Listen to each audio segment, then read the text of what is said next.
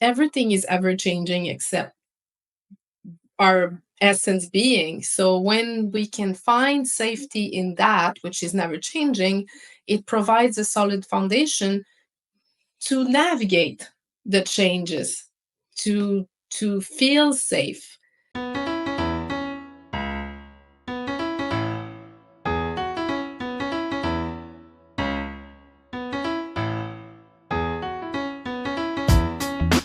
83% of Americans identify as not very happy, which can hold you back and negatively affect your relationships and your business. On this podcast, we discuss the proven steps to happiness so you can restore balance and rekindle your joy.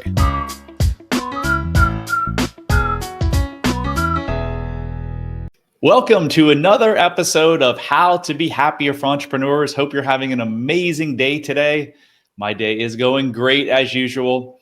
Today, we have a really special guest from Canada. Julie, welcome to the show. Thank you, Brad. Thank you for having me. So we're going to talk about transformation. We're going to talk about what true nature is and how it leads us to more happiness and fulfillment and awakening. So let's jump right in, Julie. Can you elaborate on this concept of our true nature and tell us why is it so crucial for us to connect with this aspect of ourselves? I would be curious to know your vision about that, your reflection about that. But I'll start with sharing my discovery. So to me, true nature is that which never changes, is the constant in us that is never changing. And it's very subtle, so it's kind of hidden in plain sight. Is that awareness that is always been there, that is always present, that is, we could say, the witness of our life, that never changes. So it's, if I ask you how old are you, you might say I'm 59. But how old are you really? Like, do you feel 59? The body may be 59. I don't know what your age is. I'm just like guessing there. But how old are you really, your being? Do you feel old? And most people will say, no, I don't feel like I've aged. And that, to me, that is the true nature, is that which never changes. There's something here that never changes. So but we can't point to it.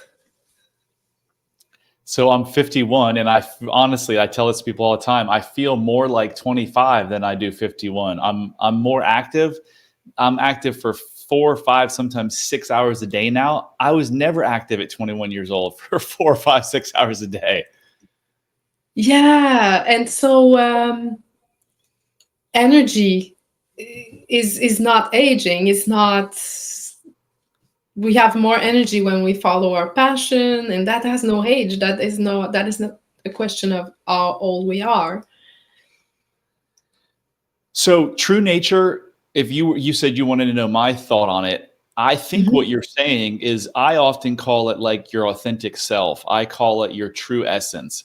What never changes is, I'm a father, I'm an entrepreneur, I'm a brother, but all of those things can change. What doesn't change about myself is, like, you use the word witness. I would say like that we're loving awareness. This is like our true essence. When we were born perfect and pure. And that's who we really are. We just have these filters of pain over our heart based on what experiences we've gone through and what meanings we've attached to those experiences throughout life. Yes, that's it. That's before we identify as our role and we have fun with our role. It's really nice to have a role and to have a life that is fulfilled with relationship and being a parent or a friend, a daughter, an entrepreneur. But before that, we are being that, and that being is pure, pristine, and never changes or tainted by experience, unless we believe it is. Unless we believe there's something wrong with me, or I'm broken by all of this but if we look closely, the being, the essence that we are is not broken. It doesn't need to be healed. And it's fully present right now, here. Amen. So why is it so crucial for us to connect with this aspect of ourselves? What does it do for us? My sense is that it provides a foundation for the ever changing, because I will never find safety in the ever changing. There is nothing that is stays the same. Our role are changing, our job, our family, our friend, our health. Everything is ever changing except our essence being. So when we can find safety in that, which is never changing, it provides a solid foundation to navigate the changes, to feel safe in trying new things, in failing, quotation mark, because there is not really any failure unless we define it as that. So it supports us to grow, to thrive, to have blessed relationship. So recognizing that, remembering that, and taking time to feel into that can really support the flourishment of our life. I love it. I love it because at your true nature, you don't have any addictions, you don't have any depression, you don't have any anxiety, you don't have any eating disorders, you don't shut down when your spouse comes to you and says something difficult. Yes. All of those things are learned behavior that are not your true nature, not your true essence, not your authentic self. So I love how you kind of alluded to the fact that no one's broken, no one needs to be fixed. All we need to do is reconnect with our true nature. Yeah. Clear the lens of distortion that says and affirm that I have to work hard to be better. Being is effortless. There is no need to work to be. Yeah. We're human beings, not human doings, right? Yeah. Yeah. Yeah. So tell us about your personal story and your realization of your true nature, and how has it affected or transformed your approach to life and coaching? Mm. So before this realization came, um, this came in 2021 for me, and I was kind of guided to intuitively find my way to this. Before that, I was really invested in some identity, and more precisely, the identity of being the daughter of my dad. So that was a big part of myself. My dad and I, we had like a close connection, and I took upon myself to help him. As an innocent child, I could see he was suffering. And as an innocent child, I was joyous and happy, and I was trying to make him happy. And this had been translated in many relationships in my life. Wow. And when in 2021 he passed, and I went through a phase of feeling without an identity. So it felt really empty, and I was not worried about him anymore. And that also felt like there was nothing. I was like, there's no, this is not there anymore. And I started to question, who am I really? And there was a phase of feeling empty and feeling some distress about there's nothing out there that can bring me happiness, because I had searched a lot. I had done a lot of achievement. I had enough money, enough safety.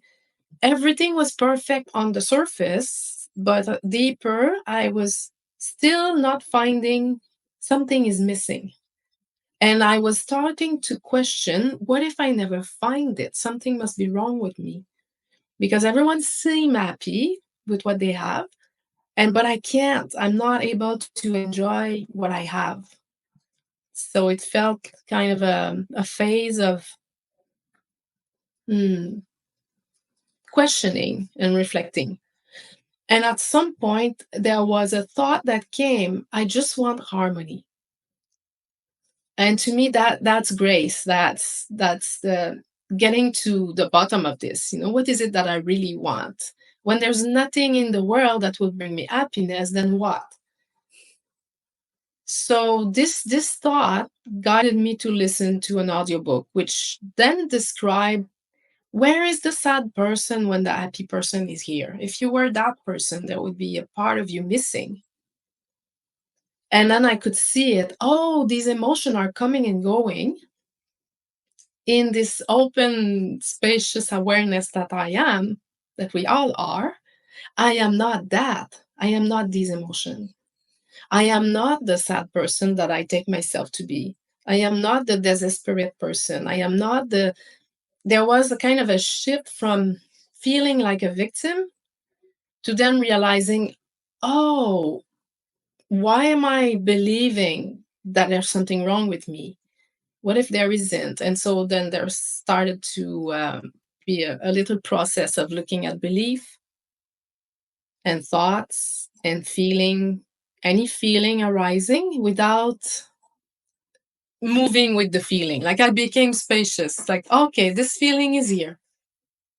Let's just allow it to be so that I'm not fully asleep in it. Right. I'm not moving with the feeling. The feeling is moving in something else, which is never changing. So then that was the beginning of, we could say, releasing the density, releasing the gravity, and starting to follow my heart and create without judgment. So I started to create just from intuition, without the need for it to be good, without the need for it to be better before I can.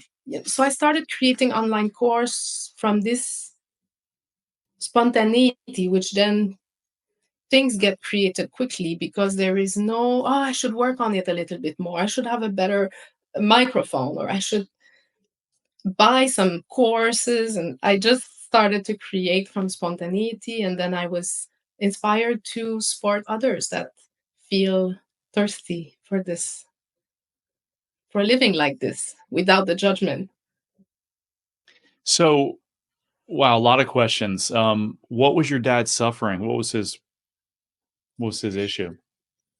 Yeah, I think my dad was looking for that, for that truth. He never found it. He read a lot of books, and he was really interested in what is the ego, what is the spirituality. He was interested in that, and he was really sensitive. So he was scared of the world, of being in the world. Like he felt he was not strong enough to be in the world. So he was shy. So he would drink a lot. So, how did you said that affected your relationships most of your adult life? How so? Yeah, I was always felt I had some kind of responsibility to support people Hmm. and help. So I would get out of my way to help people. And I didn't realize then that this was, I was compensating that I needed people to be happy to feel safe.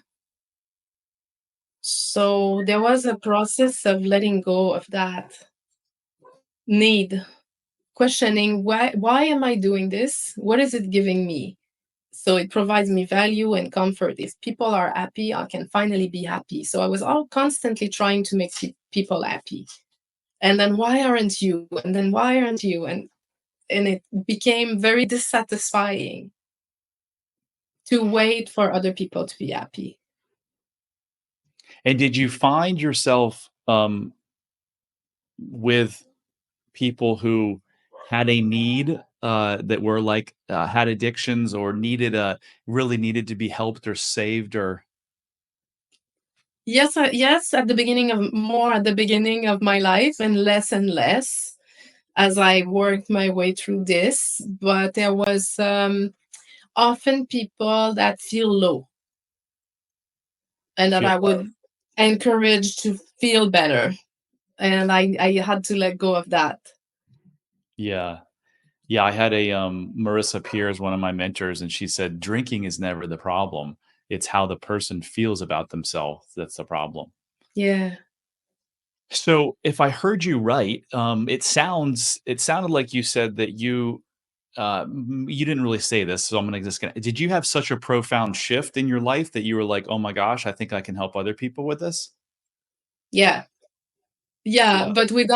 Yeah, But I had to let go of the need to help because then it was not helpful. interesting. Yeah. Yeah, Yeah. Hmm. that was my story too. I went through this transformation that changed me so much that I was like, oh my gosh, I've got to give this gift back to other people. Mm. Um, so it sounds like you were a people pleaser most of your life. You did things for others at the expense of yourself. Um, I don't know if it was Gabor Mate or another cancer doctor that I read this article that said, or it was she was in a book, or it was either him or her. They're both doctors, and when a female came in and she was diagnosed with breast cancer, her first response was, "Oh my gosh, how am I going to be able to take care of my husband?" Well, there was nothing wrong with her husband. And Oh. the doctor was like, "This is why you likely have breast cancer because you're worried about your husband over your own cancer." Like, so Yeah. it's we often think, "Oh, the sweet little old lady." And you look at her life and all she's done is help, help, help at the expense of herself. And Hmm. those are the people who get sick because you either figure this out on your own or the universe figures it out through death or sickness, right? Yeah. We have very similar journeys. I told you earlier we're both French Canadian, which is interesting. We both had this awakening. My father never found it, but I don't. I think everyone is searching for it, but my father wasn't formally searching. He wasn't reading books. He was just really hurt, and he had a shallow ego, and he felt better by making money, and that's what it taught me. Like you've got to make a lot of money to be worthy. So Mm. unfortunately, yeah, he died and he never found the true meaning of life either. But at his true nature and your dad's true nature, like they're nothing but these bright, shining lights that could give so much to the world. And it's a Yeah. shame. But they were also put in our path for a reason because Yeah. without them, you and I wouldn't be talking. That's it. And they were of service to support us to know what we don't want, Yeah. so that we can find our way. It's like it's so divinely beautiful. It is. People ask me, would I change anything? And I said, no, I wouldn't change anything because without the pain, I wouldn't be able to help people. How could I possibly help someone who, if I had the perfect life and I had Mm. no all my needs were met, how could I ever help someone? But now Yeah. I've walked in their shoes. I felt the pain. I felt 47 years of not feeling enough and trying to compensate with what you said, finding something out here. What Mhm. what out here will make me happy? When you figure out everything you ever had is right inside of you, In here. man, Yeah. life gets really good, doesn't it? Yeah. So, Julie, what do you do now? How do you help people, and how is this transformation over these last 3 or 4 years? How has it changed your approach to coaching and helping people? Yeah, so I was not a coach before that. I could not possibly be, so I was doing something else. I felt called to change career. I kind of had no choice. It just was too strong to be avoided. And I followed my intuition, took some courses, and the online course I created online course, and those got created by because they were supporting me. So I was supporting myself with these course. Then I thought maybe I could share them because it was so beneficial for myself. It might be beneficial for others to come across the tool and the knowledge and everything that I've used. So it was in service to myself first. And what was yeah, about the coaching? How did it and what is it that I'm Yeah, doing? yeah. Yeah, What do so you? I help people that want to help themselves. I don't help I don't help people. I help people helping themselves, which That's is which that's a is very like a interesting different. concept. I don't know that I've heard that many times. So tell us what are in your online courses that allow someone to reconnect to their true nature? The first course is about awakening our emotional intelligence, and it brings people to ask themselves, am I aware in this moment? And it's just a gentle, simple practice that if you start to practice even just that question 4 or 5 times a day, it brings you back here. Yes, there is awareness here now. Awareness never later. And it brings us out of the thinking mind, which is the projection of later and before. And in the course, there's a little method that I use to de-identify from the identity that I am a sad person, but there is sadness here. There is sadness here in this moment. Can I allow this to exist? So there's a practice, and then I have a book, an ebook, where people can start to look at the trigger and find what's underneath this trigger that is occurring all the time, and what is the belief. So that's why I say I help people help themselves, because they have to do the work themselves, but I support them doing the work. Because I did it, I can guide the question. When they have question, I can guide them and guide them experientially as well. And as the recognition of the not never changing grows, and capacity to receive the feeling expand, then their life expand, because there is less fear. There is less fear of being seen, fear of being judged, and there is less of a need as well to be seen or recognized.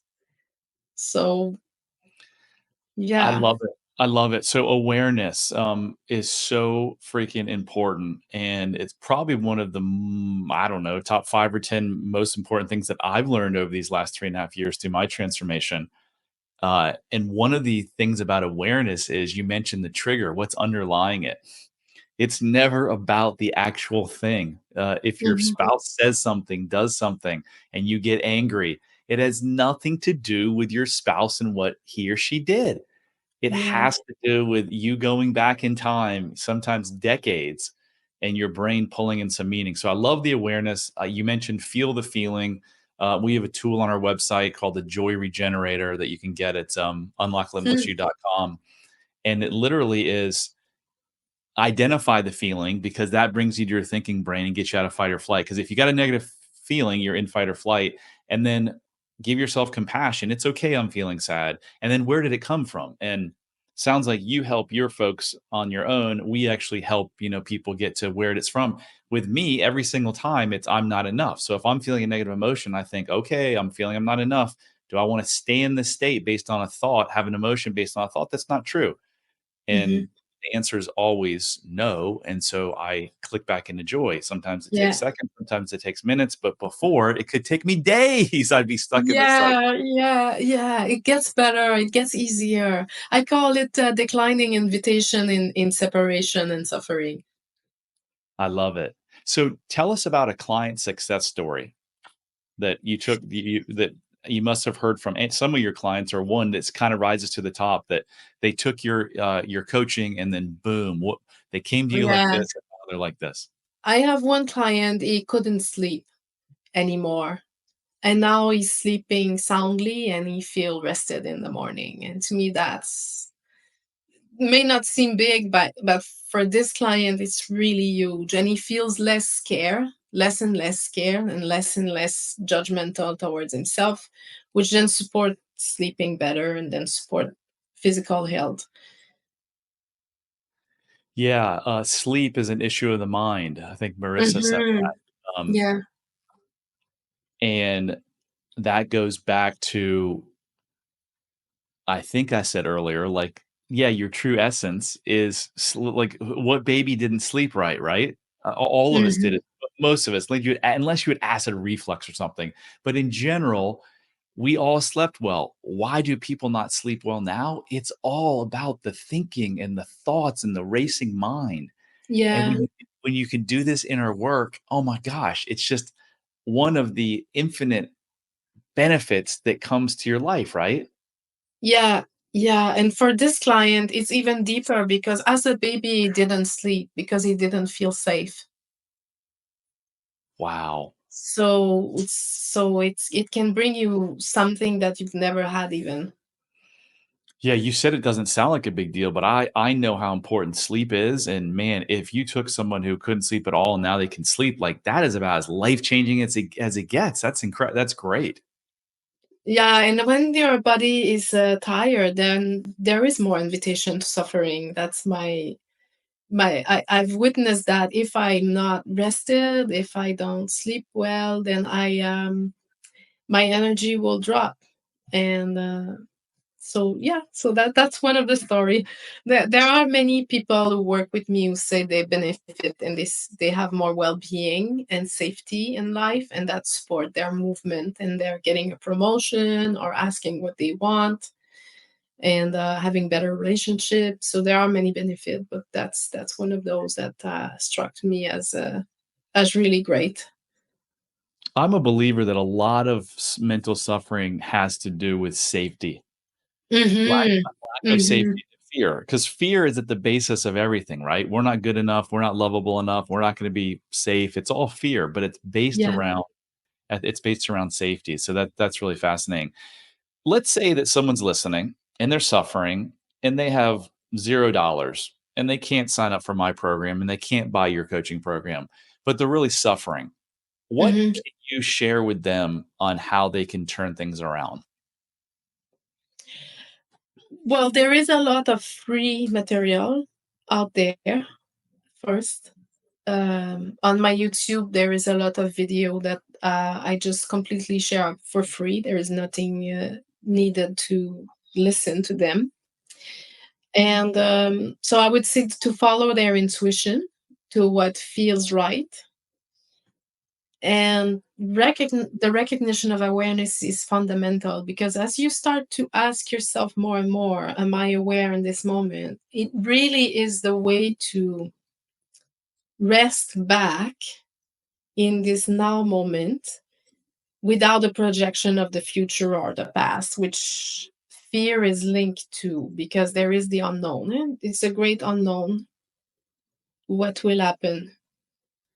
And when we stop projecting this, what will happen? And we reside here, we deal with it as it arises, there is less and less fear. So, Is that your concept around self-inquiry? what do you mean? So I was gonna ask you about self-inquiry and heart alchemy. Is that what you're suggesting the person does when they're, being aware? Oh, yeah, to welcome the feeling. If there's a feeling that is disturbing and difficult, yeah, that's one really good practice, which is very simple that someone can start right away. Is I was too I would do it for myself at first. I don't need it as much as I did, but I would open my arm as if I'm welcoming a good friend. Hmm. So if the sadness arises or the anger, I would just stay present and say thank you for being here. There's space for you here. You can stay as long as you want. And I would really mimic, like open my heart and my arm and just be really, really open. And the first time I did it, truly without the need to get rid of the emotion, like this wider openness, like really, you can stay as long as you want. I was astonished that it rest instantly and there was peace. So that's the first thing I would say to someone. Doesn't require money to do that. You don't have to buy anything. You can just do that. Do it. But be like more open than open, like not trying to get rid of it, like not like, oh, I'm gonna do this so that I'll see if it goes, or no, just curiosity, deep curiosity. So I absolutely love it. I do it too. I want you to explain so people are crystal clear on what you're saying. What would the opposite of that be? If you didn't do that and you didn't welcome your arms and the feeling in, what would you be doing instead? I think there are two things that we do is we either project it outside. So we're gonna blame someone or have a discourse in our mind why it's not fair and just have this conversation in our head or project it on someone, or we suppress it by saying, I shouldn't feel this, this is not normal, and this should leave. So it's either projecting or suppressing. It's the thing I did. I did this my whole life innocently without realizing. And then when I realized, oh, there's a third way to really welcome it and open myself to it, then it brings you to the place of I am bigger than that. Mm, What I am is bigger than the emotion. I am not the emotion. I'm not the person. I'm that which is aware of it. yeah, love it. Can I add a third one to the opposite, Yeah. that we often see, and that is we try to numb it through alcohol, food, Mm. porn, shopping, Oh, spending money, yeah. whatever it is, right? Yeah. And man, if you can just not do those 3 things and do what Julie Uh-huh. said, when you feel a feeling, it's your body, it's the universe telling you you've got something to work on. So rather than run from it, because if you run from it, it's not going anywhere. Just sit No. with it. Just sit with it. Be introspective. Why am I feeling this way? Go back to your childhood. Do some meditation. Just try to figure out what's driving it. And when you figure it out, it starts to go away and it Yeah, that's it. becomes it comes into your conscious mind from your unconscious, and then you can actually do something with it. So Julie, how can people reach you if they want to work with you or find out more about you? The website truthbakery.com. So as we close, Truth Bakery. Why the name Truth Bakery? I want people to bake different cookies with different cookie shape. Because if you're using the same shape, it produces all the time the same cookie. And if you're tired of eating the same thing, I support people to change where they create from so that they create the life that they really want. And it's nearly impossible to suffer when you live in the truth, because we're all Yeah. living in this untruth from many decades ago. Something around Yeah. we're not enough or we can't do this. And you go Yeah. back to what you said to start the whole episode. Get back to your true nature. And if you are your true nature, there's nothing bad you can say about yourself because all you are is light and love. That's it. So, That's it. And it's available to everyone. There's nothing special about me or you. There's no, nothing special. We have nothing special that someone doesn't have. no, I love it. Julie, thank you so much for being a guest. You really imparted some awesome knowledge and wisdom on us. Thank you so much for inviting me. I'm really happy to be able to share this and blessed. I feel so blessed. So that concludes another episode of How to Be Happier for Entrepreneurs. As you know, I'm on a mission to help 1 million people radically change their lives by getting rid of these untrue self-limiting beliefs that are hidden deep inside of us.